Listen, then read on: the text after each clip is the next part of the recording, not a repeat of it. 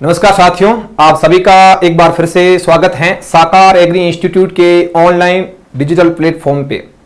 अपन लगातार आपके लिए प्रयास कर रहे हैं और रेगुलर आपको बैक टू बैक क्लासें दे रहे हैं।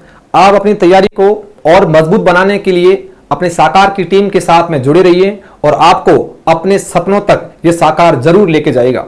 ओके साथियों, लगातार पहले भी मैंने आपको बताया था कि पहले भी लगभग अपने 100 से लेके 125 वीडियो वो भी थ्योरी के वो पहले से डाल रखे हैं। अभी उससे आगे अपने जो हैं ये गति जो है जारी है। उसी प्रकार से आपको हमेशा कोई ना कोई वीडियो आपको मिलता रहेगा। ओके साथियों, और किसी भी प्रकार की इंफॉर्मेशन के लिए आप अपने जो है साकार बाड़मेर के साथ में जुड़े रहे। यहां पे आपको हर एक रोज पर्टिकुलर टेलीग्राम के ऊपर आपको क्वाइज करवाई जाती है। वहां पे भी आप जो है अपनी पढ़ाई को एक बार करके पहले टेलीग्राम के ऊपर ज्यादा समय खराब नहीं करना है। अगर आपने कोई टॉपिक जो है अच्छे से कवर कर रखा है या फिर किसी की तैयारी और मजबूत है तो वहां पे वो है क्वाइज को सोल्व करके अपनी तैयारी को परख सकता है, वो भी थोड़े समय के लिए। ऐसा नहीं कि पूरे टाइम जो है आप वहां पे अपना टाइम जो है स्पेंड करते रहो। तो आज जो है अपन क्रॉप प्रोडक्शन का पार्ट सेकंड पढ़ने जा रहे हैं। उससे पहले अपना जो है एक बार पहले जो है पार्ट फर्स्ट आ चुका है, उसको अगर आपने नहीं देखा है तो उसको आप जरूर देखें, क्योंकि ये पार्ट सेकंड जो है कहीं ना कहीं उससे जो है रिलेटेड है, उससे जुड़ा हुआ है। तो आपको वो पार्ट जरूर देखना चाहिए, इतनी आपको पता होना चाहिए। और अगर आप इस चैनल पे पहली बार विजिट कर रहे हो तो अपना चैनल जो है साकार एग्री इंस्टीट्यूट, इसको आप सब्सक्राइब कीजिए और अपने जो दोस्त हैं उनके बीच में आप शेयर कीजिए, ताकि जो भी विद्यार्थी तैयारी कर रहे हैं उनको कम समय में एक अच्छा कंटेंट मिल पाए। ओके साथियों, तो चलते हैं बिना टाइम खराब किए अपने एक नए टॉपिक के साथ, जहां से ये तो अगर आप 2 क्लासें देखते हो, लगभग मान के चलो के 58-65 लगभग 58-60 मिनट की वो क्लास है, और ये जो क्लास है लगभग आज जो आपकी क्लास 1 घंटे तक रहने वाली है। काफी बच्चे क्या है कि ऑनलाइन पर लंबी क्लास को देखना पसंद नहीं करते। तो अगर आपको मैं बता दूं, अगर आप नौकरी लगना चाहते हो तो लोग जो है पता नहीं कितने घंटों तक पढ़ाई करते हैं, और यहां पे अगर आपको नौकरी लगना है तो एक आपको घंटा जो है वो देना ही पड़ेगा, क्योंकि ये कोई छोटे मोटे टॉपिक नहीं है जिसको अपन 15 मिनट में खत्म कर दे रहता है। मुझे पता है कि काफी बच्चे जो हैं परेशान हो जाते हैं कि इतनी लंबी क्लास को कौन देखेगा। ये थ्योरी की क्लास है और इससे मैं आपको गारंटी के साथ में कहता हूं, कोई सी भी आप एग्जाम ले लो जिसमें एग्रीकल्चर में, ये 100% आपको 2 या 1 क्वेश्चन 100% मिल सकता है। यानी कि आप मान के चलो कि ये जो क्लास है इसके अंदर आपको अगर 1 क्वेश्चन मिल जाए, 2 क्वेश्चन मिल जाए, तो आप जो है अपनी रैंक को थोड़ा सा इंक्रीज कर सकते हो। आपको ये चीजें याद भी होगी, लेकिन मैं आपको कुछ चीजें जो है ट्रिकली तरीके से बता के आपको आपका जो है सिलेक्शन लेने में मैं आपकी अहम भूमिका निभाऊंगा। अब आप जो है मेरे साथ में जुड़िए। और काफी बच्चे नोट्स नहीं बनाते, केवल और केवल वीडियो या फिर स्क्रीन शॉट लेके छोड़ देते हैं। ऐसा बिल्कुल ना करें, आप एक बार जरूर उसको लेके और कहीं ना कहीं लिख भी दें, क्योंकि चाहे वो रफ कॉपी क्यों ना उठाकर बैठे, आपकी ये कंसेप्ट बार बार आपसे देखे नहीं जाएंगे। आप जरूर एक इसके साथ साथ में आप उतार लीजिए। तो ठीक है, चलिए दोस्तों, अब अपन थोड़ा सा चलते हैं। थोड़ा सा मैं आपको हल्का सा आपको रिवीजन वापस करवा दूं कि अपन ने जो पिछला जो अपना टॉपिक था उसमें अपन ने देखा था कि एक सैम करन जो है खिलाड़ी है, शाहरुख खान की जो मूवी है पठान, वो उसके ऊपर जो है उसको मूवी देखना चाहता है। उसी की बेस के ऊपर अपनी ट्रिक थी। वो ट्रिक आपने उधर से जरूर पढ़ ली होगी। अगर नहीं भी पढ़ी है तो फिर मैं आपको फिर बता दूं कि थोड़ा सा हल्का सा मैं आपको बता रहा हूं, ज्यादा तो अपन वापस रिवाइज नहीं करा पाएंगे क्योंकि वापस टाइम भी लग जाता है। तो मैंने आपको बताई थी ट्रिक कि जब क्या दोस्तों, जब शाहरुख नहीं होगा यहां पे, उस समय की तरफ हम वापस गलती कर देंगे। सैम करन है, कौन है, जब सैम ने शाहरुख की मूवी का टिकट लिया, शाहरुख की मूवी का टिकट लिया, तो उनके पास क्या आया था दोस्तों, एक एसएमएस आया था, एक मैसेज आया था कि आपकी टिकट बुक हो चुकी है और आप मूवी इस दिन में देख सकते हो। इतना क्लियर था। अब आप देखिए, यहां पे मैंने बताया था कि एक जो को अपन इंग्लिश में क्या बोलते हैं दोस्तों, बार्ले कहते हैं। क्या कहते हैं, बार्ले कहते हैं। उसके बाद बी से आपका बाजरा, जिसको किसी आधे बच्चों को तो बाजरे का इंग्लिश मीनिंग नहीं पता, कहीं पर पर्ल्ड मिलेट भी लिखा हुआ है तो उसका मतलब बाजरा ही होता है। काफी बच्चे ऐसे हैं जो 12th पास आउट हैं, उन्होंने कभी भी नहीं देखा कि बाजरे का नाम क्या है, पर्ल्ड मिलेट। तो आपको थोड़ा सा ध्यान रखना है, पेपर घूमता नहीं, उसको थोड़ा सा हल्का सा वो थोड़ा सा आगे कर देते हैं ताकि आप थोड़ा सा कंफ्यूज हो। तो बाजरे को क्या बोलते हैं, पर्ल्ड मिलेट। ओके, यहां से अपने को एक चीज ध्यान रखनी है, यहां इसको स से आप चीज याद रखोगे सोरगम, और सोरगम इंग्लिश वर्ड है और हिंदी में इसको अपन बोलते हैं ज्वार। क्या बोलते हैं दोस्तों? ज्वार। ए से आपको ध्यान रखना है अरंडी। क्या दोस्तों? अरंडी। और म से आपका मेज, मेज का मतलब क्या हो गया? मक्का। क्या हो गया दोस्तों? मक्का। इतना तो आप याद कर ही सकते हो। उसके बाद अगर मैं बात करूं एस से, अब एस का मतलब क्या है? जो बेटा सोलेनेशी परिवार है। कौन सा परिवार है? सोलेनेशी परिवार। अब सोलेनेशी परिवार अगर आपको नहीं पता हो तो आप बिल्कुल यहां पे लिख भी सकते हो और याद भी कर सकते हो, जैसे कि आपकी मिर्ची है, टमाटर है, आलू है और बैंगन है, तंबाकू है, ये सारे के सारे जो पौधे होते हैं वो किसके अंदर आते हैं? वो आपके आते हैं सोलेनेशी परिवार के अंदर। तो अपने पहले एस का मतलब क्या आ गया? सोलेनेशी। और आर का मतलब क्या हो गया दोस्तों? राइस। राइस का मीनिंग क्या होता है? चावल। क्या होता है दोस्तों? चावल। ओके। के से आपका कुसुम। कुसुम एक प्रकार का तेल है जिससे अपने जो मार्केट में सफोला के नाम से मिलता है। ये हार्ट पेशेंट जो होते हैं उसके लिए बहुत अच्छा होता है, वो भी अपन पढ़ेंगे, ये भी क्वेश्चन आ रखे हैं। टी से आपका क्या हो जाएगा दोस्तों? तिल हो जाएगा। के से आपका क्या हो जाएगा? आपका कपास हो जाएगा। क्या हो जाएगा दोस्तों? कपास। एस से वापिस आपका सोयाबीन। क्या हो जाएगा दोस्तों? सोयाबीन। और एम से मूंगफली। क्या हो जाएगा? मूंगफली। यहां पे ग है मूंगफली। और श से शुगर कैन। शुगर कैन का मीनिंग क्या होता है? आदों को नहीं पता हो तो इसका मतलब होता है जिससे शुगर प्राप्त होती है। शुगर किससे प्राप्त होती है? गन्ने से प्राप्त होती है। तो सीधी सी बात है, ये गन्ने की बात हो रही है। अब मैंने बताया था कि सैम करन को जो है वो टिकट दी जाती है 14 नंबर पे। कौन सी दी जाती है? 14 नंबर पे इनकी क्या दी जाती है? टिकट दी जाती है। तो थोड़ा सा ध्यान रखें कि जौ और जो बाजरा है इसके गुणसूत्र जो रहने वाले हैं वो क्या कितने रहने वाले हैं? 14 नंबर रहने वाले हैं। फिर इस 14 में हमारे को 6 ऐड करना है तो कितने हो जाएंगे? 20। तो आपको ध्यान रखना है कि ज्वार में भी 2n बराबर 20 होते हैं, अरंडी में 2n बराबर 20 होते हैं, मेज में भी 2n बराबर कितने होते हैं? 20 होते हैं। यानी कि मकई में 2n बराबर यानी कि गुणसूत्रों की संख्या, क्रोमोसोम नंबर जो होते हैं वो 20 नंबर रहते हैं। फिर मैंने इसको बताया कि जैसे आप ऐड करते हो 14 में 6 तो कितने आ गए? 20। फिर 20 में आप प्लस 4 ऐड करो तो कितने आ जाएंगे दोस्तों? 24। तो 24 गुणसूत्र। थोड़ा सा आगे चलो तो हमने यहां पे देखा है कि हम यहां तक अपनी ट्रिक को लेके आ रहे हैं। तो फिर आपने चावल देखा होगा, चावल में आपको पक्का याद रहेगा कि 24। फिर आपकी जो कुसुम है इसमें भी 24। और आपके जो सोलेनेशी परिवार मैंने अभी आपको बताए थे इसमें भी कितने रहते हैं? 24। और अपने जो एग्रोनॉमी में अपन पढ़ने वाले हैं वो अपन एक तो पढ़ते हैं आलू। आलू क्यों पढ़ते हैं इसकी भी मैंने खास वजह आपको बताई थी कहानी के साथ में। उसके बाद अपन अगर बात कर रहे हैं तो आप एक पढ़ोगे टोबैको यानी कि तंबाकू। इसके अंदर गुणसूत्र कितने? 24। लेकिन ये जो है अगर आपसे एग्जाम में पूछे जाते हैं तो ये चतुर्थ गुणित के हिसाब से पूछता है। तो आपको बताना है कि 2n बराबर कितने हैं? तो 24। और 24 का जस्ट डबल कर लो यानी 4n बराबर कितने हो जाएंगे? यानी 4x बराबर कितने हो जाएंगे? तो आपको बताना था 48। ये प्रश्न भी पूछे जाते हैं कंफ्यूज करने के लिए कि आलू और तंबाकू जो है इनके अंदर क्रोमोसोम नंबर कितने रहते हैं। तो आपका आंसर क्या हो जाएगा दोस्तों? 48 हो जाएगा। उसके बाद अपन चलेंगे कुसुम 24, राइस 24। उसके बाद देखो ये देखिए आप 24 के अंदर प्लस 2 करो यानी कि ये गिनती 2, 4, 6 ऐसे 2 का पारा जो आता है वैसे के वैसे अपने को चलते जाना है। तो यहां पे आप कीजिए 26। कितने हो जाएंगे? 24 और 2 26। तो यहां पे आपका टिकट, तिल और जो कपास है इसके अंदर कितने थे? 26 थे। फिर मूंगफली में 4 अक्षर तो लिख दो 40, 1 2 3 4। और आपके सोयाबीन में भी कितने अक्षर? तो आपके 4। और 4 के पीछे लगाओ 0 तो कितने हो जाएंगे? मूंगफली और सोयाबीन के अंदर 40 गुणसूत्र हो जाएंगे। और 40 और 40 को जैसे अपन मिक्स करते हैं तो अपने पास 80 संख्या आ जाती है। और शुगर कैन के अंदर कितना रह जाता है दोस्तों? 80 रह जाता है। ये अपनी बातचीत हो चुकी थी, वापिस बताने की कोई जरूरत नहीं है। अब थोड़ा सा अपन आगे चलते हैं। ये आपके थोड़े थोड़े से हो गए थे। और उसके बाद कुछ चीजें मैंने आपको बताई थी, जैसे कि अगर आपने पार्ट फर्स्ट देखा है तो उसमें कोई भी चीज नहीं छूटी थी। लेकिन थोड़ा सा एक अगर मैं बात करूं तो आपको सूरजमुखी का जो गुणसूत्र है वो आपको नहीं पता होंगे। और एक आपकी अलसी थी यानी कि तिलहनी फसलें, दलहनी फसलें और अनाज वाली फसलें, तीनों फसलों के बारे में मैं डिस्कस कर चुका था। और सूरजमुखी आपसे याद नहीं रहे तो आप यहां पे थोड़ा सा पता कर सकते हो। मैंने यहां पे बता रहा हूं कि जो कुसुम है, कुसुम के अंदर गुणसूत्रों की जो संख्या रहती है वो रहती है 24। क्या रहती है दोस्तों?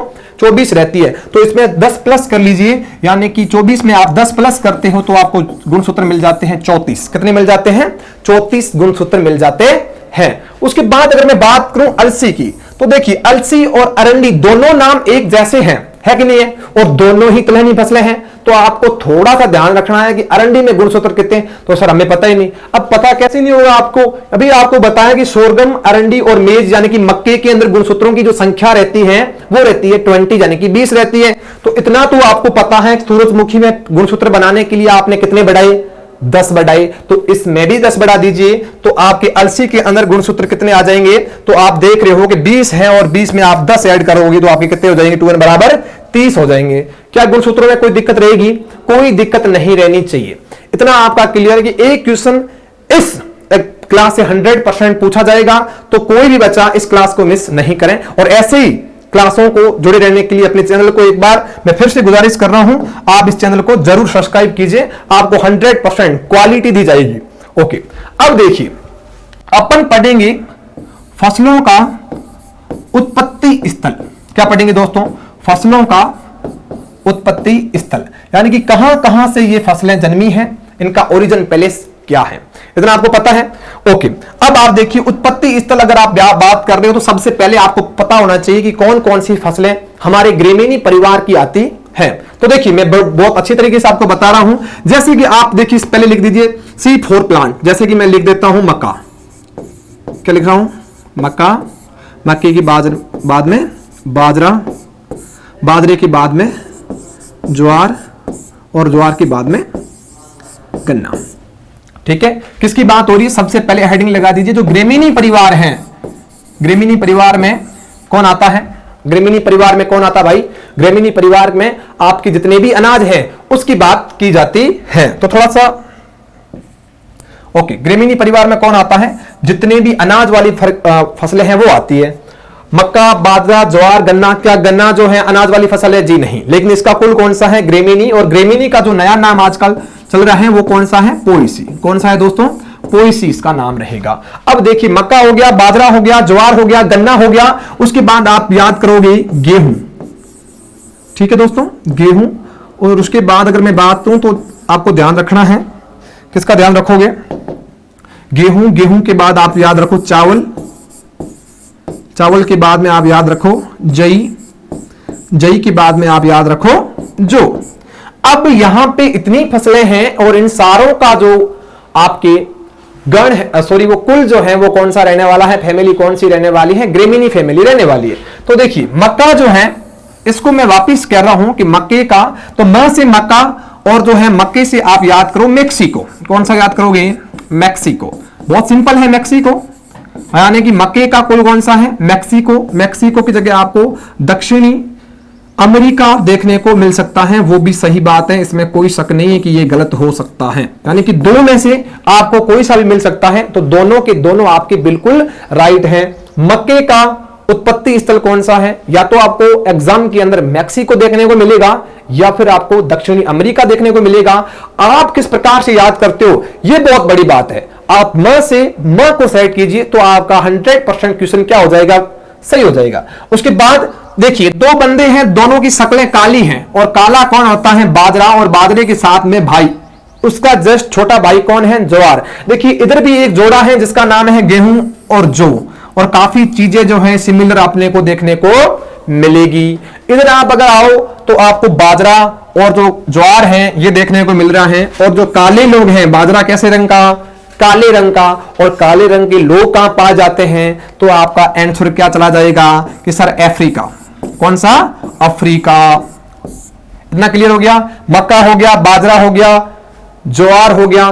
फिर किसका नंबर आ रहा है, तो आप आराम से देख सकते हो गन्ना जो है इसका उत्पत्ति स्थल कौन सा होता है, गन्ना। न से गुनिया, क्या लिखोगे, गुनिया, न्यू गुनिया, न्यू गुनिया। मैंने आपको कैसे याद कराया कि ग से गन्ना, ग से गुनिया, तो आप आराम से याद कर सकते हो कि नहीं कर सकते हो। न्यू गुनिया जो ओरिजिन पैलेस है वो किसका है, गन्ने का उत्पत्ति स्थल है। किसका उत्पत्ति स्थल है, न्यू गुनिया जो है वो गन्ने का उत्पत्ति स्थल है। इतना क्लियर हो जाएगा। ये चार जो फसलें हैं वो आपको अच्छी तरीके से याद हो गई होगी कि बाजरा, ज्वार, गन्ना और मक्का, इसका जो ओरिजिन पैलेस है वो कौन सा है। तो आपको आराम से याद कर लेना है कि इनके चारों के मैंने आपको अच्छी तरीके से बता दिए हैं। अब बताओ क्या क्या प्रॉब्लम आ रही है, क्या क्या प्रॉब्लम आ रही है? अगर प्रॉब्लम आ रही है तो मुझे कमेंट करके जरूर बताएं कि सर आपका पढ़ाया हुआ बिल्कुल भी समझ में नहीं आ रहा। ठीक है, और भी अपन आपके लिए प्रयास करेंगे और इसको कैसे सुधारा जा सकता है आपके लिए और प्रयास किया जाएगा। ओके दोस्तों, ओके। अब आप थोड़ा सा देखिए, एक अक्सर आ रहा है गेहूं और एक आ रहा है चावल। गेहूं और चावल है भाई, है ना, गेहूं और चावल। इसमें आप देखिए गेहूं को एक बार आप छोड़िए, देखिए चावल को अपन थोड़ा सा देख लेते हैं, क्योंकि चावल से प्रश्न थोड़ा सा आता रहता है, गेहूं के अंदर आता रहता है। तो इन दोनों को हम कैसे याद करेंगे? बहुत दिन हो गए रट्टा मारते हुए, लेकिन आज के बाद रट्टा नहीं मारना मेरे भाई, रट्टा मारने वाली बातें गई। अब आप देखिए, मैं आपको कहूं कि ऐसी कोई मुझे फसल बताओ जो बिल्कुल पानी से भरी रहती है। क्या रहती है? बिल्कुल पानी से भरी रहती है। तो आपको थोड़ा सा पता होना चाहिए कि ये जो पानी के अंदर हमारा एक ही जो है ऐसा पौधा है जो जीवित रहता है, वो रहता है चावल। और चावल जो है, जैसे आप देखोगे तो खेत आपको कैसे लगेगा, जैसे समुद्र जो है वो पानी जो समुद्र में कैसे दिखाई देता है, वैसे के वैसे दिखाई देता है। और जैसे ही अपन जो है अपन कह सकते हैं समुद्र जो है, इस प्रकार से भी आप याद कर सकते हो। या फिर आप समुद्र को इंग्लिश में क्या बोलते हो? SEA। क्या बोलते हो? SEA। कोई सीरिया भी बोलता है इससे। एस का मतलब क्या? साउथ। साउथ को अपन क्या बोलते हैं? दक्षिण। दक्षिण। ईस्ट का मतलब क्या? पूर्व। पूर्व से क्या बना? पूर्वी। और ए से क्या बना? एशिया। क्या बना? एशिया। ऐसे भी याद करो तो भी आपकी मर्जी, ऐसे याद नहीं होता है तो 1 मिनट के लिए रुक जाओ, फिर वापस गेहूं के आगे सेम टू सेम ये लिख दीजिए, दक्षिणी एशिया तो लिखना ही है, लेकिन बीच में एक जगह छोड़नी है। क्या छोड़नी दोस्तों? जगह छोड़नी है। सर जगह क्यों छोड़नी है? यही तो कंफ्यूजन है भाई, यही तो कंफ्यूजन है।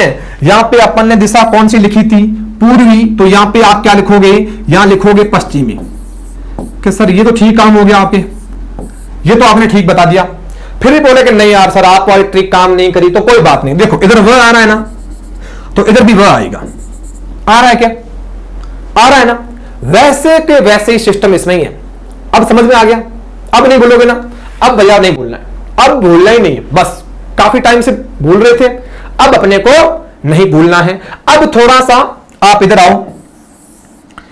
जई की कोई ट्रिक नहीं है, जो कि कोई ट्रिक नहीं है। सर ऐसे कैसे? आप तो बता रहे कि हम ट्रिक बता रहे हैं, ऐसा जो है वो अपने को थोड़ा सा ध्यान रखना है। जई का उत्पत्ति स्थल कौन सा हो जाएगा? तो आपको बताना है एब्सीनिया। एब्सीनिया इसकी बताऊंगा। और इसका कौन सा है? इथोपिया। इथोपिया। देखो अब कैसे याद करोगे?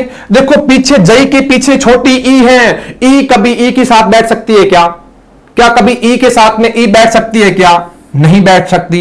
तो ई के बाद में कौन आता है? ए आता है ना। तो एब्सीनिया किसका है? तो आप बताओगे सर जई का है, जो इथोपिया। क्या याद रहेगा? क्या याद रहेगा ना? अब देखिए आप यहां पे आपको दक्षिणी पश्चिमी एशिया, उसकी जगह आपको टर्की भी देखने को मिल सकता है, नो डाउट। टर्की भी उत्तर हो सकता है, या फिर आपको कहेगा दक्षिणी पश्चिमी एशिया, या फिर वो कहेगा आपसे कि दक्षिणी पूर्वी एशिया। तो यहां पे जो है आपको चावल की जगह इंडो बर्मा भी मिल सकता है। अब आपके डाउट क्लियर है क्या? इंडो बर्मा आ जाए, दक्षिणी पूर्वी एशिया आ जाए। उत्पत्ति स्थल किसका मेरे भाई? उत्पत्ति स्थल किसका होगा? याद आ रहा है ना? चावल याद आ रहा है ना? कोई दिक्कत नहीं है ना? दिक्कत होनी नहीं चाहिए। ये जो है इसका आप आराम से स्क्रीनशॉट लो। देख रहे हो ना इधर से? बिल्कुल यहां से मेरे भाई, इधर तो मैंने कुछ लिखा ही नहीं, आराम से स्क्रीनशॉट ले सकते हो, कॉपी में साथ साथ देख लेना, बार बार मौका नहीं दिया जाएगा। चले आगे, ठीक है भाई। अब आगे चले, ग्रेमिनी परिवार कंप्लीट हो गया भाई। डालोगे तो भाई कोई बात करो मत। क्यों नहीं सर करे बात? क्यों? क्योंकि दलहनी जितनी भी फसलें हैं लगभग उनका सारों का उत्पत्ति स्थल कौन सा है? भारत देश है। एक ही आपको याद करना है, काबुली चना। और काबुल कहां पड़ता है? काबुल, कांधार, अफगानिस्तान। और अफगानिस्तान कहां पे है? अफगानिस्तान में होगा यार, सीधी सी बात है। काबुली चने का उत्पत्ति स्थल कौन सा? अफगानिस्तान। और एक आपका चावला बचता है, तो उसमें अपने को थोड़ा सा ध्यान रखना है कि उसका उत्पत्ति स्थल आपके कौन सा है? अफ्रीका। काले काले लोग, काली काली बातें, तो वो है। अब आप आओ थोड़ा सा मैं यहाँ पे बता दूं, तिलहनी फसलें दोस्तों कौन सी हैं? तिलहनी फसलें यानी कि इसका मतलब क्या होता है, ऑयल सीड क्रॉप। कौन क्या होता है दोस्तों, ऑयल सीड क्रॉप। हाँ अब ठीक है ना, ऑयल सीड क्रॉप।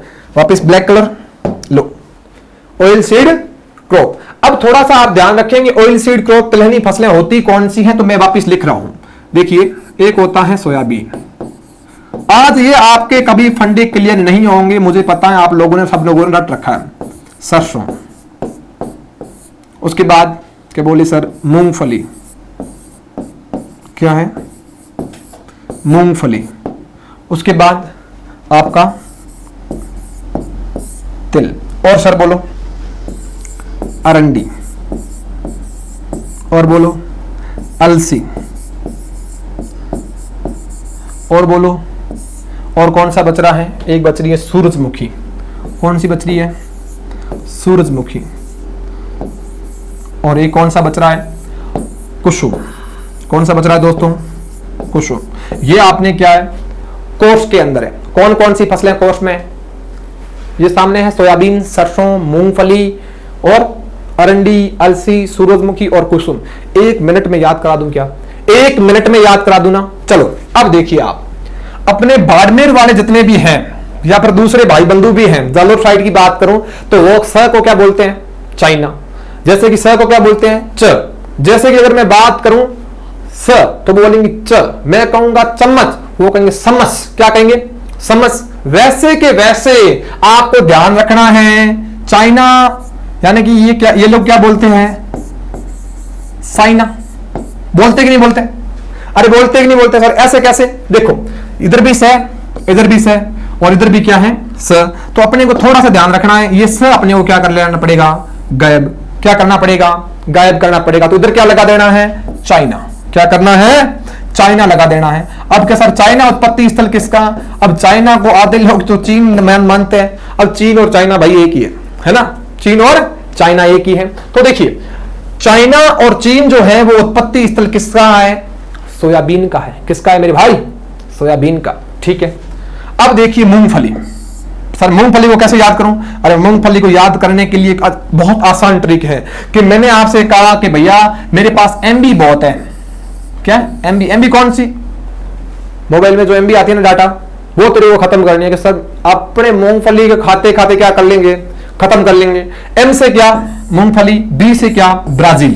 क्या याद रहेगा, क्या भूलोगे क्या, अरे भूलोगे क्या, ब्राजील आराम से याद रह जाएगा ना। ठीक है, अब आओ तिल। अब तिल देखो, तिल के लिए केस है। तिल जो है इसको बहुत टाइम से हमारे ऋषि मुनि जो हैं वो उपयोग में लेके आ रहे हैं। तो सीधी सी बात है, इसका उत्पत्ति स्थल कौन सा है, भारत। लेकिन कुछ भाई बंधु कहते हैं कि इसका उत्पत्ति स्थल अफ्रीका है। क्या है, अफ्रीका है। अब दोनों में अगर दोनों ऑप्शन आ जाए तो ये भी तो बात जानने जैसी है। तो आप क्या करके आओगे, भारत, क्योंकि पुरानी बुकें सारी क्या है, भारत। अभी कोई ट्रेंडिंग वगैरह पढ़ रहा है कोई तो उसमें कितनी आ रहा है, अफ्रीका। तो दोनों कैसे याद करें भाई, दोनों याद करनी पड़ेगी, क्या करें, है ना। तो ये वाली बात है। उसके बाद देखो अरंडी और अलसी। अब देखो मैं कुछ चीजें लिख रहा हूं, अ से अफगानिस्तान और अ से अफ्रीका। किसको लिख रहा हूं, अफ्रीका। अब बोले कि सर हम तो वापिस कंफ्यूज हो गए, आपने अलसी बताई थी और आप वापिस अरंडी पे लेके आ गए, तो हमारे साथ तो फिर धोखा हो गया। हम तो किसको याद करेंगे, थोड़ा सा अगर प्रयास करते हैं, अगर स्लाइड आ जाती है तो। ठीक है, अब थोड़ी सी स्लाइड आ गई है। अब देखो आप, मैंने आपको बताया कि ज्वार, ठीक है, और अरंडी हमेशा सेम करण यानी कि जोड़े में रहते हैं, रहते कि नहीं रहते हैं। अब चलो जस्ट आगे चलो देखें, यहां पे आए, ज्वार को ढूंढो, देखें ये रहा ज्वार। और ज्वार का उत्पत्ति स्थल कौन सा है, अफ्रीका। कौन सा है, अफ्रीका। वैसे के वैसे क्या वो अपना, भाई कोई बंदी अपनी बंदे को छोड़ेगी क्या, नहीं छोड़ सकती ना। वैसे के वैसे, वैसे के वैसे अरंडी ज्वार का साथ नहीं छोड़ती और उत्पत्ति स्थल कौन सा ले गई, अफ्रीका। क्या अलसी याद रहेगी, क्या अलसी याद रहेगी ना, अफगानिस्तान। बिल्कुल सही है। अब देखो यहां फिर फंडा कि सर ये कब याद ही नहीं होते, याद कैसे नहीं हो गए, याद तो होंगे। देखो ये सूरज, एल भाई सूरज बना दो, सूरज बना दिया। सूरज जो है वो कौन सी दिशा से उगता है? इधर से उगता है, फिर ऐसे करते ऐसे करके इधर जो है पश्चिम में जाके अस्त हो जाता है। तो मुझे तुम बताओ कि कौन सी दिशा के द्वारा, कौन सी दिशा की तरफ इसका मुंह नहीं जाता? क्या सर वो तो हमें नहीं पता, तुम्हें पता रखना पड़ेगा अगर एग्जाम क्रैक करना चाहते हो। वो जो है तुम्हारे को याद कर लेना है, वो करना है दक्षिण दिशा के अंदर नहीं जाता, दक्षिण दिशा में नहीं जाता, क्योंकि सुबह उगेगा तब इधर, फिर थोड़ा सा ऊपर यानी कि उत्तर साइड, फिर अस्त हो जाएगा यानी कि पश्चिम दिशा में चला गया। दक्षिण में मेरे भाई नहीं जा रहा, तो दक्षिण दिशा जो है वो रहेगी। तो आप दक्षिण से बना लो दक्षिण अमेरिका। क्या बना लोगे? दक्षिण अमेरिका। बन गया कि नहीं बन गया? अरे बना कि नहीं बना? ठीक है। अब दक्षिण अमेरिका को आप दूसरे शब्दों में क्या लिखते हो? मैक्सिको के हिसाब से लिखते हो। क्या लिखते हो? मैक्सिको। हो गया ना? अब कंफ्यूजन कोई दिक्कत नहीं है ना? अब देख लो आप, कोई भी एक भी बच रहा है क्या? एक भी बच रहा है क्या उत्पत्ति स्थल? दलहनी फसलें बता दी, सारों का ही भारत है। दलहनी फसलें बता दी, और कौन सी बच गई? अनाज वाली। पीछे बताई थी कि नहीं बताई थी? अरे बताई थी कि नहीं बताई थी? बताई थी ना। बस इतना ही है। अब इसको आप स्क्रीनशॉट ले सकते हो नहीं ले सकते हो? आराम से इतने पूरे को ले सकते हो ना? तो आराम से ले लो, या फिर तुरंत इन्हें साथ साथ में लिखा करो, ताकि तुम जो है तुम्हारा काम टाइम पे पूरा करो ना। ओके, इसको हटा देते हैं, इसको हटा देते हैं। ठीक है, चलो सर आगे। क्या चलोगे आगे? ठीक है, अब चल रहे हैं आगे। अब देखिए आप, विभिन्न फसलों की सीड रेट, बीज दर, सीड रेट। खूब से प्रश्न आते हैं मेरे भाई इससे। सीड रेट, पहले तो फसलें याद करो कि कौन कौन सी फसलें हैं। सबसे पहले ग्रेमिनी परिवार को ले आओ, लिखो। सबसे पहले आप क्या लिखोगे? चलो गेहूं को ही लिख देते हैं, गेहूं। ठीक है, फिर सर फिर लिखो चावल, फिर जई, फिर जौ। क्या लिखोगे? जौ। ये चार आ गए आपके, ये सारे के सारे क्या है? C3 पादप है। कैसे पादप है? C3 पहले बता रखा है ना। जिनके अंदर आधा अक्षर आता है वो C4 होते हैं, जिनके अंदर आधा अक्षर नहीं आता वो कौन से होते हैं? C। जिनके अंदर आधा अक्षर आता है वो C4, जिनके अंदर आधा अक्षर नहीं आता वो C3। तो क्या इसके अंदर आधा अक्षर आ रहा है? नहीं। देखो कैसे था, गन्ना, नाम तो सुना होगा, गन्ना। गन्ने का अंदर न आता है, जवार ज आता है, मक्का क्या आता है कि बाजरा, सरकार ज आता है, ज आधा बना लो, ज आधा बना लो। क्यों? मैंने अभी आपको थोड़ी देर पहले बताया था कि ज्वार और बाजरा लगभग क्या है? सम्मान है। वो की वही अपने को बात यहां पे ध्यान रखनी है। अब आप थोड़ी सी शुरुआत करेंगे। ये पौधे कौन से पौधे होते हैं? C4 पादप होते हैं। एक बार लिख दो, पहले मैं चर्चा कर चुका हूं। ये सारे के सारे C4 और ये कौन से हैं? C3। क्लियर है? इसको तो भैया मैं हटा दूंगा, इसको तो मेरे भाई हटाऊंगा। ठीक। अब देखिए आप, गेहूं पहले अपन स्टार्ट कर लेते हैं C4 पादपों से, गन्ने से स्टार्ट करते हैं। क्या गन्ने की बीज दर आपको पता है क्या? गन्ने के अंदर बीज दर है, उसको अपन क्या उपयोग में लेके आते हैं? गन्ने के टुकड़े, मेरे दिल दे टुकड़े। और टुकड़ों को क्या बोला जाता है? सेट्स। क्या बोलता है? क्या बोला जाता है? सेट्स बोला जाता है। कितने सेट्स चाहिए 1 हेक्टेयर के लिए? हमेशा ध्यान रखना, कोई बीज दर है वो हेक्टेयर में बताई जा रही है, तो आपको ध्यान रखना है कि 30,000, कितने? 30,000 से लेके 40,000। भाई 3 जीरो है ना, 40 के पीछे 3 जीरो, तो कितने हो गए? 30 से लेके 40,000। ये इतना क्लियर हो गया क्या? ये किसके हैं? गन्ने के। लेकिन एग्जैक्टली पूछे या फिर औसतन पूछे तो आपको कितना बताना है? 35,000। वो कभी ऑप्शन के ऊपर डिपेंड करता है कि 35 से लेके 45,000। वो आधे बच्चे छोड़ के भी आ जाते हैं। ऐसा क्यों कर रहे हो भाई? जब आपको पता है कि 30 से लेके 40,000 जो है, तो फिर आप उसमें इतने कंफ्यूज होने की क्या जरूरत है? जब वो इस हिसाब से एग्जाम बता रहा है, एग्जाम जो पूछने वाला एग्जामिनर है वो ऑप्शन दे रहा है कि 35 से 45, वो ऑप्शन दे रहा है कि 55 से लेके 60, वो ऑप्शन दे रहा है 1 लाख से लेके 1,20,000। तो आपको ध्यान रखना है, वो तो एवरेज पूछ रहा है। हमेशा ध्यान रखना, टुकड़े जो हैं वो भाई मेरे भाई ये भी पूछता है कि कितनी आंख वाले टुकड़े उपयोग में लेके आते हैं, तो आपको याद रखना है 3 आंख वाले टुकड़े और कितना भाग 1/3 से लेके आधा भाग जो है वो ऊपरी गन्ना, ना कि नीचे वाला। हमेशा टॉप वाला जो गन्ना है वहां पे अपना क्या रहता है, ऑक्सीजन हार्मोन और अपना ग्लूकोज रहता है, जिसके चलते अपन इसको क्या करेंगे, उपयोग में लेके आएंगे। गन्ने के केस में क्या था भाई, गन्ने के केस में क्या 30,000 से लेके 40,000, 30,000 से लेके 40,000। अब देखिए आप मक्का, बहुत प्यारी कहानी है मक्का की, थोड़ा सा इसको मेरे भाई समझना। मक्का जो है इसको अपने को समझना ही पड़ेगा। पहले तो याद करो कि मक्का के अंदर गुणसूत्र कितने हैं। सर मुझे याद नहीं है, मैं याद दिलाता हूं कितने हैं, अभी नहीं पूछे।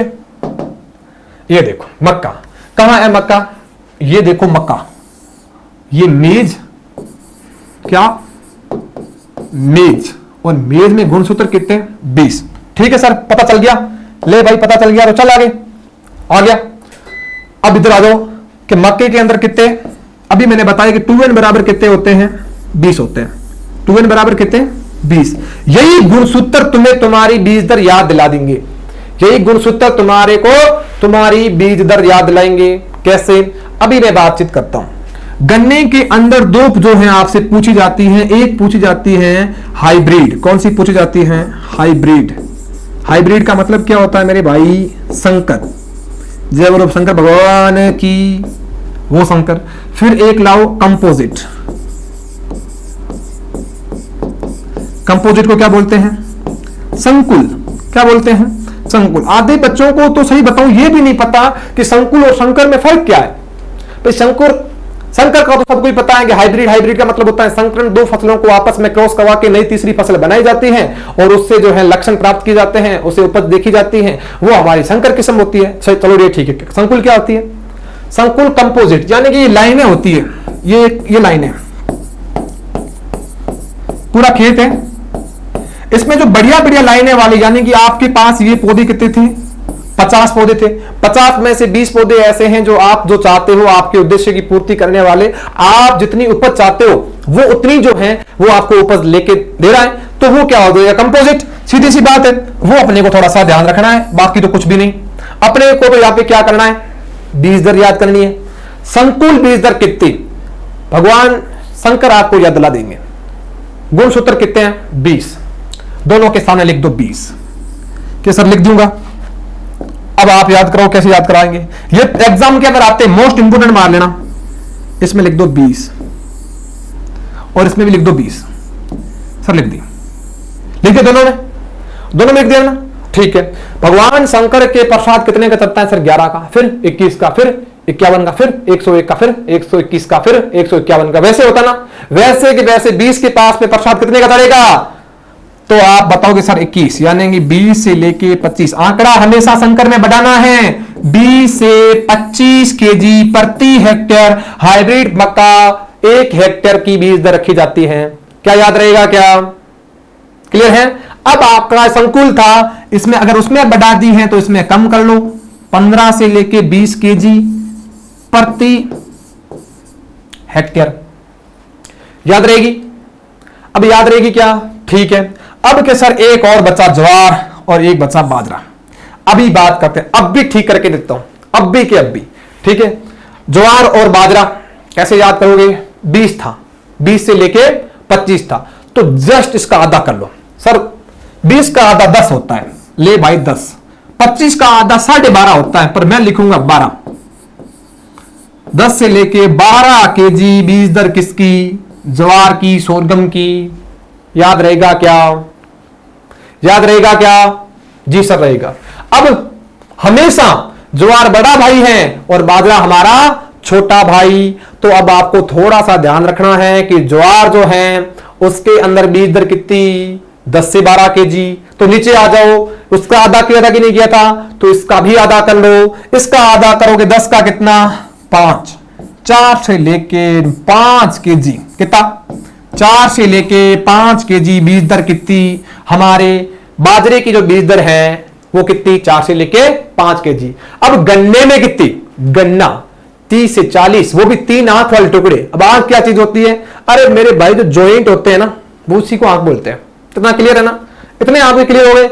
गन्ना, ज्वार, बाजरा, मक्का सब कंप्लीट हो गए ना, ये 4 थे, 4 के 4 C4 प्लांट होते हैं, और जो C4 प्लांट होते हैं उनकी बीज दर तुम्हें याद रही कि नहीं रही? याद रही कि नहीं रही? ओके, अब आप देखिए, इसको अपन थोड़ा सा हटा दें, ठीक है। अब आप आओ गेहूं के अंदर। किसके अंदर आओगे? गेहूं के अंदर।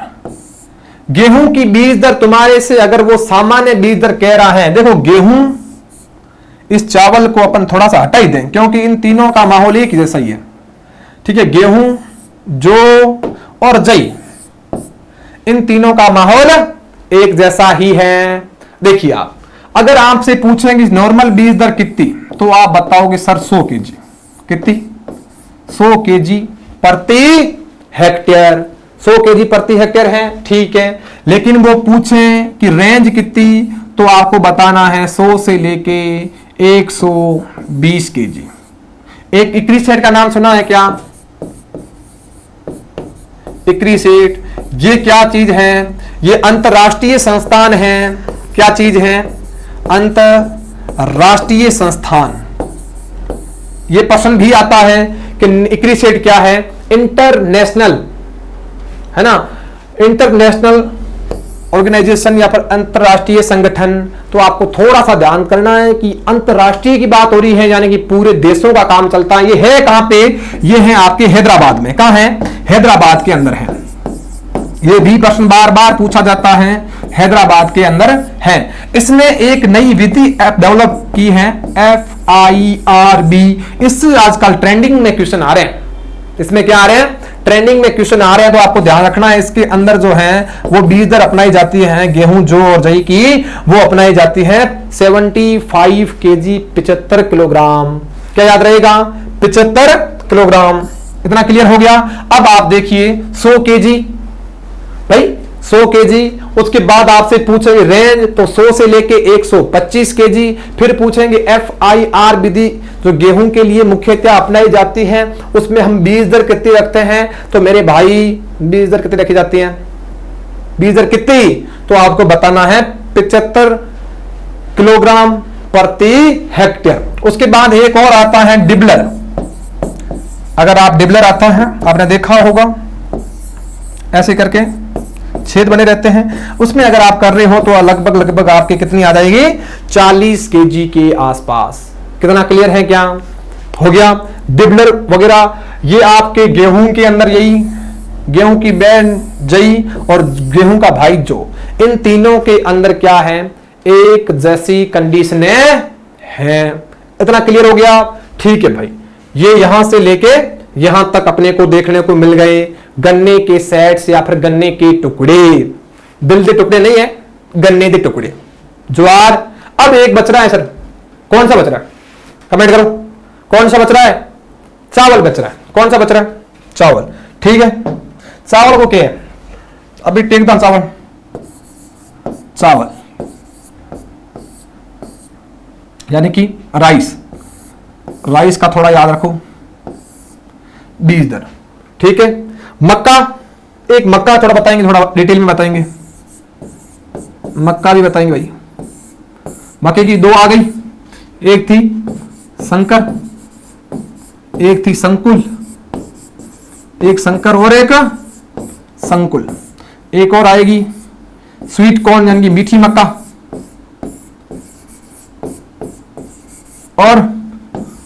और एक आएगी पॉपकॉर्न। एक मिनट में ना याद करा दूं तो मेरा नाम चेंज कर लेना तुम लोग। चावल, चावल में आप अगर भुरकाव विधि उपयोग में लेके आ रहे हो, भुरक भुरक के ऐसे करके ऐसे डाल रहे हो, तो उसको बोलते हैं भुरकाव विधि। कौन सी विधि? भुरकाव विधि। भुरकाव को क्या बोलते हैं? ब्रॉडकास्टिंग। क्या बोलते हैं? ब्रॉडकास्ट या फिर ब्रॉडकास्टिंग यानी कि भुरकाव विधि। इसके अंदर उपयोग में लेके आना चाह रहे हो तो अपना बीज चला जाता है 100 kg, वो भी आपका प्रति हेक्टेयर में। अब अगर आप मानो कि जो चाइना का संकर चावल है उसमें बीज दर कितनी, उसमें आपको बीज दर याद करना है, मोस्ट इंपोर्टेंट है 15 kg। ओके, क्या है? 15 kg। उसके बाद कोई विधि उपयोग में लेके आ रहे हो तो लगभग आप मान के चलो 40 से लेके 60 kg। ये किसके अंदर होगा? नर्सरी ट्रांसप्लांटिंग के अंदर। किसमें उपयोग में लाओगे? नर्सरी ट्रांसप्लांटिंग के अंदर। क्या ये सही है क्या? ओके। उसके बाद अगर मान लो आप मशीन के द्वारा उपयोग में लेके आ रहे हो R इंटू आर और P इंटू पी की दूरी मेंशन करके बीज मशीन के द्वारा, बीज मशीन के द्वारा, मशीन तो कितना चलता है 60 केजी। इसमें अगर आपको याद करना नर्सरी में तो आपको याद कर लेना 40 केजी। कितना केजी? 40 केजी। थोड़ा सा इसको हल्का सा अपने 40 केजी।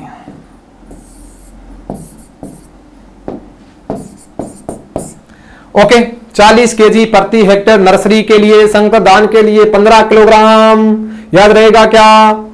भुरकावा 100 केजी, संकर 15, आर इंटू आर और पी इंटू पी यानी कि रो इंटू रो, पंक्ति से पंक्ति की दूरी, पौधे से पौधे की दूरी मेंशन करके आप चल रहे हो और उसके अंदर आपका काम ठीक से बैठ रहा है तो मेरे भाई कितना आ जाएगा? 60, 70, 80, 60, 70 तक रहता है। ठीक है भाई, ये केजी, सब केजी, सब हेक्टेयर में, सब हेक्टेयर में भाई। हाँ, अब आप थोड़ा सा देखिए मक्के को। किसको देखोगे? मक्की को। मक्की को मैं वापस लिख दूं क्या? इधर मक्का उधर था, दो आपको तो बता दिए, उधर जगह नहीं है। मक्का, मक्के में एक तो है स्वीट कॉर्न। कौन सी है? Sweet corn. इसका प्रश्न आ रखा है, ARO का जो पेपर लगा है अभी हाल ही में 2022 में जो पेपर लगा है उसी के अंदर इसका पेपर जो है वो क्वेश्चन आ रखा है, तो वो तो बहुत जरूरी है, तो बहुत सी बार आपको पता ही होगा। और एक आपका पॉपकॉर्न, पॉपकॉर्न। तो देखिए इसकी जो बीज दर है वो अपने को मिलेगी लगभग आप मान के चलो कि 5 से लेके 6 केजी प्रति हेक्टेयर। 5 से लेके 6 केजी प्रति हेक्टेयर। वो ऑप्शन के ऊपर डिपेंड करता है। वहां पे ऑप्शन आए थे 8, 12, 20, 15, तो उसमें उत्तर गया था 8। भाई क्यों? 5 से 6 के आसपास कौन है? 8। और इसमें पॉपकॉर्न में कितनी आ जाती है? सीधी सी बात है, किसी को लेके जाओ सिनेमाघर, भाई किसी को सिनेमा घर लेके जाओ तो स्वीट कॉर्न जो बाहर मीठी मकान मिल रही है तो सिनेमा घर में जाने के बाद क्या रेट हो जाएगी? डबल, सर डबल हो जाएगी। तो भैया डबल रेट हो जाती है इसकी।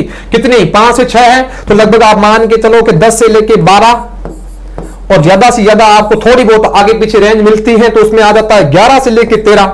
अब इसमें इतना घबराने की जरूरत नहीं है कि भैया हम कैसे याद करें, क्या क्या याद करें। नो डाउट इसमें आपको क्लियर है इतना। अब इसको तुम देख लो, स्वीट कॉर्न की मैं वापिस बता रहा हूं 5 से लेके 6 किलोग्राम प्रति हेक्टेयर। संकर की कितनी? संकर की आपको मक्के की कितनी याद करनी है? 4। मक्के की बार बार पूछी गई है।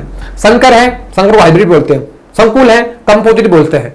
शंकर भगवान के प्रसाद कितने का चलता है? 21 का, यानी कि 20 से हमेशा आंकड़ा क्या रहेगा? ऊपर रहेगा। क्या रहेगा? ऊपर रहेगा। तो ध्यान रखना शंकर भगवान की बीज दर जो रहेगी वो रहेगी 20 से 25। कंपोजिट में 5 कम कर दो, कितने आ गए? 15 से 20। और पॉपकॉर्न की कितनी है? ध्यान रखना पॉपकॉर्न सिनेमा अंदर खाए जाते हैं, सिनेमा घर के अंदर, तो उसके अंदर कितनी होगी? क्लियर इतना? यानी कि जो नॉर्मल स्वीट है उसकी डबल कर लो, 10 से 12 या 12 से 13, इतनी से ज्यादा आपने को नहीं करना। ये आपकी बीज दर हो गई ग्रेमिनी परिवार के अंदर की। लेकिन तुम्हारे से पूछे गन्ने के अगर 2 आंख वाले टुकड़े अगर उपयोग में लेके आ रहे हो, तो अगर 3 आंख वाले उपयोग में लेके आ रहे हो तो आपके कितने जा रहे थे? लगभग 35 से लेके 40। और अगर क्विंटल में पूछ भी ले तो आपको लगभग बताना है 70 से 75 या फिर 65 से 70 या फिर 75 क्विंटल प्रति हेक्टेयर। किसमें? गन्ने के 3 आंख वाले टुकड़े जिस अपन उपयोग में लेके आते हैं उनके अंदर वजन इतना होता है, टोली भर भर के लेके आते हो ना, इतना वजन अपने को चाहिए। गन्ना भी पढ़ा देंगे तब डिटेल में आ जाएगा। इतना क्लियर है? अब थोड़ा सा आगे चलो, अब थोड़ा सा आगे चलो। चलिए अब मैं आपको बताऊं दलहनी जो फसलें हैं उनकी लगभग रेंज रहती है 15 से 25। उसके लिए बाद में अपना जो है एक अलग से लेक्चर होगा। पहले आप देखिए तिलहनी फसलें। कौन सी फसलें? तिलहनी फसलें। तिलहनी फसलें कौन कौन सी? पहले सर नाम लिख दो। लिखो सोयाबीन, लिख दी सोयाबीन के बाद अब एक आपका मूंगफली। कौन सा हो गया? मूंगफली। उसके बाद में तिल, ठीक है, और अरंडी, फिर अलसी, फिर सूरजमुखी। क्या लिखोगे? सूरजमुखी। और कुसुम। और एक कौन सा बच गया? सरसों। सरसों वाला ट्रेंगल किसने दिया था? 1935 में जापान ने के प्रमुख वैज्ञानिक नागा हेरू ने दिया था। कुछ याद है ना? वही की वही ट्रिक है। ये आपके कुसुम, सरसों, ये सारी की सारी आपको पहले पता होनी चाहिए कि कौन कौन सी आपकी तिलहनी फसलें हैं। देखिए आप 1 2 3 4 5 6 7 और 8 कितनी है अपनी तिलहनी फसलें हैं। इसके लिए अपनी एक ट्रिक है, उसको अभी नोट आउट कर लें। और मुझे पता है ये ट्रिक आपको किसी ने नहीं बताई होगी। क्यों नहीं बताई होगी? किसी को पता ही नहीं है। ठीक है, अब देखिए आप, एक कोई एसटी कैटेगरी का बच्चा है। किस कैटेगरी का बच्चा है? एसटी कैटेगरी का बच्चा है। उसको जैसे मैंने 2 के साथ में क्रॉस कराया तो उसको क्या मिल जाता है? सूरजमुखी मिल जाती है। कौन मिल जाती है? सूरजमुखी। ठीक है, आगे बोलो। इसको जैसे मैंने सूरजमुखी को 2 के साथ में क्रॉस कराया, 2 के साथ में क्रॉस हुआ यानी कि गुना हुआ, तो उसको क्या मिल जाता है? कुसुम मिल जाता है। थोड़ा सा आप इसको इजी तरीके से याद करें। स से आप ले लो सरसों। ठीक है सर, सरसों ले लिया। टी से आप ले लो तिल, सरसों और तिल। अब थोड़ा सा अपना माइंड भी दौड़ाओ। सरसों में अक्षर कितने? सरसों, यानी कि अक्षर कितने हैं? 3 अक्षर है, तो लिख दो मेरे भाई 3। तिल में अक्षर कितने हैं? 2 अक्षर। कितने हैं? 2। तिल, तो लिख दो 2। तो अक्षर कितने हो गए? 5। तो सीधी सी बात है, एक बार आप देखो सरसों कहां लिखा है? सरसों यहां लिखा है, तो आप एक बार लिखो 5। और उसके बाद तिल कहां है? इसके आगे लिखो 5। और रेंज बनाओ 4 से लेके 5 केजी प्रति हेक्टेयर के अंदर अपन क्या देंगे? बीज देंगे। प्रति हेक्टेयर में अपने कितना देंगे बीज? 4 से लेके 5 केजी तिल के अंदर। सरसों के अंदर भी कितना? 4 से लेके 5 केजी प्रति हेक्टेयर। ध्यान रखना, प्रति हेक्टेयर का मतलब क्या हो गया? 1 हेक्टेयर के अंदर। एक क्वेश्चन पूछूंगा, अगर आपने पढ़ रखा है कि सर देखो कि हमने पढ़ रखा है, ठीक है, चावल के पौधे के अंदर हमेशा 5 सेंटीमीटर पानी भरा रहना चाहिए। अब 5 सेंटीमीटर पानी का मतलब कितना पानी भरा रहना चाहिए 1 हेक्टेयर में? वो मुझे आप कमेंट करके जरूर बता दो। और जैसे मैं चावल पढ़ाऊंगा तो उसमें आपको डिस्कस करेंगे। ये आपका जो है क्वेश्चन है जो आपको याद कर लेना है कि 5 सेंटीमीटर कितना? 5 सेंटीमीटर पानी भरा रहता है ना चावल के पौधे में। तो चावल के पौधे में 5 सेंटीमीटर पानी भरा रहता है, नो डाउट। आपने रख लिया, मुझे सब पता है, पर अपने को इतना पता होना चाहिए कि 5 सेंटीमीटर का मतलब क्या। ये सुपरवाइजर 2018 में थोड़ा हल्का फुल्का क्वेश्चन आपको दे भी दिया था, अब भी नहीं बता सकते तो फिर कभी बता ही नहीं सकते। ठीक है, ठीक है। अब देखिए आप थोड़ा सा आगे चलो भाई। यहां पे आंकड़ा रखा था 4 से सर 5 था सरसों और तिल के अंदर। ठीक, सरसों और तिल में कितना है? 4 से लेके 5। फिर मैंने क्रॉस किया 2 से, तो कितना आ गया? 4 का करो तो 8 और 5 को करोगे 10, यानी कि आपको 4 के साथ में गुणा किया तो 8 और 5 के साथ में किया तो 10। देखो सूरजमुखी मिल रहा है क्या भाई? सूरजमुखी ये रहा। तो इसके अंदर आपकी बीज दर कितनी? 8 से लेके 10 केजी प्रति हेक्टेयर। फिर वापस 8 से लेके 10 को गुणा करो 2 से, 8 का हो गया 16 और 2 का हो गया 20। लगा दो पीछे केजी। किसकी आ रही है? कुसुम की। कुसुम कहां है? ये रहा कुसुम। और कुसुम के आगे लिख दो 16 से लेके 20। 15 से लेके 20 मिल सकता है, 15 से लेके 16 भी एग्जैक्ट पूछता है तो 15 से लेके 16, 15 से लेके 16 केजी प्रति हेक्टेयर। अब आप आओ सोयाबीन। सोयाबीन में आखिर कितना? 4, या फिर गुणसूत्र कितने? 40। ठीक है, लिख दिया 40। मूंगफली में कितने अक्षर? 4, या फिर मूंगफली में गुणसूत्र कितने? 40। हमेशा ध्यान रखना, इसको अपने को डबल बना लेना है। तो 80 हो गया, 80 केजी प्रति हेक्टेयर। 40 अपने को याद नहीं करना है। क्यों नहीं करना? ये गुणसूत्र अपने को याद दिला रहे हैं कि कैसे हमारे को याद करना है। सोयाबीन में कितने? 40, और इसमें भी कितने? 40, और 40 और 40 कितने होते हैं? 80। तो ये भी अपने को याद नहीं करना है। 40 और 40 80 केजी प्रति हेक्टेयर। ये जो है बीज दर अपन किस पे रखेंगे? सोयाबीन के अंदर, वो भी 1 हेक्टेयर में। ध्यान रखना, कभी कभी वो कंफ्यूज करने के लिए कितना देता है? 1 हेक्टेयर। ठीक है, अब आओ अरंडी और अलसी। क्या यही बच रहे हैं? क्या 2? क्या यही बच रहे हैं ना? ठीक है, यही बच रहे हैं सर। अब देखो आप अरंडी में गुणसूत्र कितने के? सर हमें तो याद ही नहीं है अरंडी के अंदर गुणसूत्र कितने। कुछ याद करो। जब सेम करण ने सेम वाली ट्रिमेट्रिक याद नहीं है क्या? सेम, सोरगम, अरंडी, मेज। अरंडी के अंदर सर कितने थे? कि सर बोले 20 थे। कितने थे? 20 थे। अलसी के अंदर कितने थे? 30 थे। कितने थे? 30। तो अपने को थोड़ा सा ध्यान रखना है कि 5 इसमें भी घटा दो और 5 इसमें भी घटा दो, तो आपका रेंज जो आ जाएगी वो 15 से लेके 20 केजी प्रति हेक्टेयर आरएनडी के अंदर। और इसके अंदर अलसी कितना था, लगभग 15 से लेके 20 केजी प्रति हेक्टेयर। क्या बीज दर याद रहेगी कि नहीं रहेगी? क्या बीज दर याद रहेगी कि नहीं रहेगी? रहनी चाहिए ना। आराम से इसको आप लिख सकते हो, इसको आप आराम से लिख सकते हो। ये अपने कौन सी फसलें हो गई? ये फसलें आपके हो गई हैं, सीधी सी बात है, तिलहनी फसलें। और इनकी सीड रेट आज के बाद आपसे कोई पूछे, अब नहीं कहोगे कि हमारे को सीड रेट याद नहीं है। आराम से एक एक चीज बहुत ही शांति से, बहुत ही धैर्य के साथ में आपको पढ़ाई गई है। अब आपका कोई भी क्वेश्चन गलत नहीं होना चाहिए। क्लियर है? ओके। अब थोड़ा सा आगे चले। अब थोड़ा सा देखो कि तिलहनी फसलें ही हैं, और अपन थोड़ा सा देख लेते हैं कि तेल की मात्रा, ऑयल कंटेंट, यानी कि तेल की मात्रा। वापिस लिखो, किसको लिखोगे? लिखो मूंगफली। तुम्हें पता है ना, मूंगफली को तिलहनी फसलों का राजा कहा जाता है और तिल को रानी कहा जाता है, ना कि सोयाबीन है। अभी लिखे थे अपन ने, वापिस फटाफट लिख सकते हो। सूरजमुखी और लगाओ कुसुम, अलसी, अरंडी, और कौन सा बच रहा है? तिल, सरसों। 2 2 4 5 6 7 और 8 थी, वापिस 8 आ गई। वापिस देखिए, मैंने अभी बताया था अरंडी, अलसी और सरसों। सरसों का ट्रायंगल किसने दिया था? नागा हेरो ने दिया था। सरसों में अक्सर कितने? 3 और 3 2 बार लिख दो।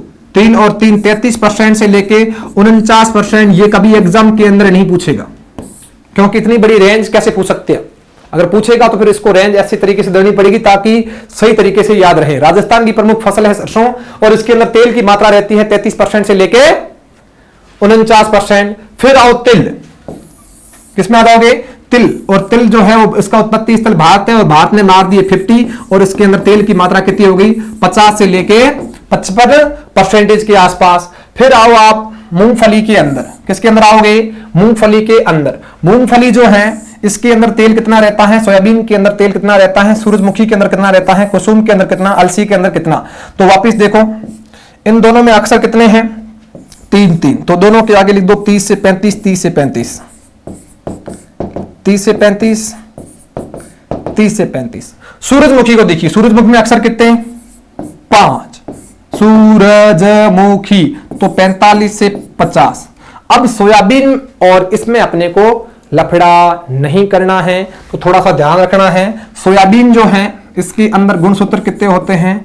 40, और जितने भी गुणसूत्र उतनी तेल की मात्रा 40, और इसके अंदर जस्ट इसकी आधी अपने को कर लेनी है, यानी कि आपका कितना हो जाएगा? 20। क्या याद रह जाएगा? ये अपने तेल का कंटेंट है तिलहनी फसलों के अंदर। अब कितना? ठीक है। अब इसको आप आराम से स्क्रीन वगैरह शॉट ले लो ताकि अपने को थोड़ा सा ठीक लगे। लगभग हो गया, ठीक है। अब यहां तक अपना चल रहा है। आगे कुछ अपना टॉपिक थोड़ा सा ध्यान रखना, आराम से आप देख लीजिए कि ये तो अपनी नॉर्मल फसलें थी जिसका नॉर्मल इंट्रोडक्शन था। अब आपका पॉइंट स्टार्ट हो रहा है। हेडिंग लगाओ, वशीय अम्लों के आधार पर, वशीय जो फैटी एसिड होते हैं उनकी बात है। वशीय अम्लों के आधार पर फसलों का वर्गीकरण, फसलों का वर्गीकरण, ठीक है। सबसे पहले आप देखना, इधर मैं थोड़ा सा आऊं तो वशीय अम्लों के आधार पर फसलों को बांटा गया है 2 भागों में। कितने भागों में? 2 भागों में। एक है आपके SFA, जिसको अपन शॉर्ट फॉर्म कहते हैं, सफा, इसको बोलते हैं saturate fatty acid, saturate fatty acid. और एक है आपकी पूफा जी, इसको क्या बोलते हैं? Poly saturate fatty acid, fatty acid. Clear? Polysaturate fatty acid और वशीय अम्ल, यानी कि इन जो है फसलों में वशीय अम्लों के आधार पर अपन जो है बांट रहे हैं फसलों को, एक है सफा सेचुरेट फैटी एसिड SFA। इसको हिंदी में बोलते हैं, हिंदी में किसी को लिखना तो वो लिख सकता है संतृप्त वशीय अम्ल, और इसको बोलते हैं असंतृप्त वशीय अम्ल। इतना क्लियर है? अब आपको थोड़ी देर ध्यान रखना है, इससे क्वेश्चन बहुत सी बार आए हैं, क्योंकि एग्रोनॉमी इतनी सिंपल नहीं है। आप हॉर्टी पूरी की पूरी पढ़ लो, एनिमल हस्बेंड्री पूरी की पूरी पढ़ लो, और उसके बाद सोइल साइंस पूरी पढ़ लो, और आपका एग्रोनॉमी का एक भी पोर्शन खत्म नहीं होता। इतनी भी इजी नहीं है। सिलेक्शन आपको एग्रोनॉमी दिलाई, और मुझे पता है कि बहुत से बच्चे जो हैं उनकी एग्रोनॉमी बहुत कमजोर हैं, और एग्रोनॉमी को कमजोर नहीं छोड़ना, यही मेरा उद्देश्य है। आप थोड़ा सा ध्यान रखो। सफा सेचुरेट फैटी एसिड, ये क्या है आपके? ये एक प्रकार के वशीय अम्ल है। इसकी अगर मैं बात करूं, ये जो है हृदय रोगी जो है, जितने भी हार्ट के पेशेंट हैं उनके लिए अच्छी नहीं होती। क्या? उनके लिए अच्छे, हृदय रोगियों के लिए अच्छे नहीं। अच्छे नहीं, क्यों अच्छे नहीं? इसकी भी कोई वजह है, क्योंकि अच्छे नहीं। क्यों नहीं? क्योंकि ये मानव शरीर के अंदर जो आपका कोलेस्ट्रॉल होता है, कोलेस्ट्रॉल, उसकी मात्रा को ये क्या करते हैं?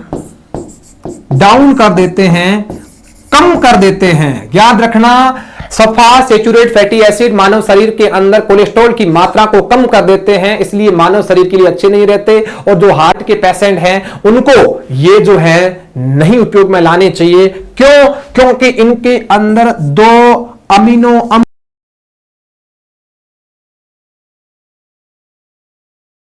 जी के अंदर, और उनका नाम आपको याद कर लेना है, लिनोलिनिक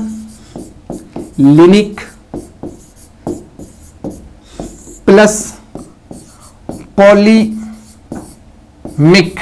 ये 2 प्रकार के आपके अम्ल हैं जो क्या करते हैं, जितने भी तेल होते हैं उनके अंदर कोलेस्ट्रॉल की मात्रा जो है शरीर के अंदर जाके बढ़ा देते हैं, जिसकी वजह से खून जो है वो गाढ़ा हो जाता है और आदमी श्वसन की क्रिया नहीं कर पाता, ऑक्सीजन मिल नहीं पाती, और उसको क्या आ जाता है, हार्ट जो है उसका झटका जो है वो आने का खतरा रहता है। वैसे तेल कौन से हैं उसके अंदर पहला आपको याद रखना है, अलसी जो है उसका तेल कभी भी नहीं खाना चाहिए। और दूसरा एग्जाम्पल कभी पूछे तो आपको थोड़ा बता देना है, अरंडी का, महुआ के अंदर भी जो है इसको अपन रख देते हैं, परंतु आपको मुख्यतः पूछें तो आपको अलसी के अंदर 2 प्रकार के अमीनो एसिड मिलते हैं, एक का नाम है लिनोलिनिक और दूसरे का नाम है पॉलीमिक। ये जो है हार्ट पेशेंटों के लिए अच्छे नहीं होते। तो आप दूसरे जो आ रहे हैं वो आ रहे हैं पूफा। कौन सा आ रहा है? पूफा। पूफा के अंदर अगर मैं बात करूं तो ये मानव शरीर के लिए अच्छे हैं, मानव शरीर के लिए अच्छे। क्यों अच्छे भाई? क्योंकि यह कोलेस्ट्रॉल की मात्रा को बढ़ाते हैं। ध्यान रखना, ये प्रश्न आएंगे यहां से। कोलेस्ट्रॉल की मात्रा को बढ़ाते हैं, जिससे क्या होता है, हार्ट अटैक आने का खतरा अच्छा रहता है, जैसे हृदय रोग का खतरा नहीं रहता है। और इसके अंदर कौन कौन से आपके अमीनो अम्ल आते हैं, उन अमीनो अम्लों का आपको नाम थोड़ा सा अच्छी तरीके से याद कर लेना है। और अमीनो एसिड कौन से हैं? एक का नाम है लिनोलिक।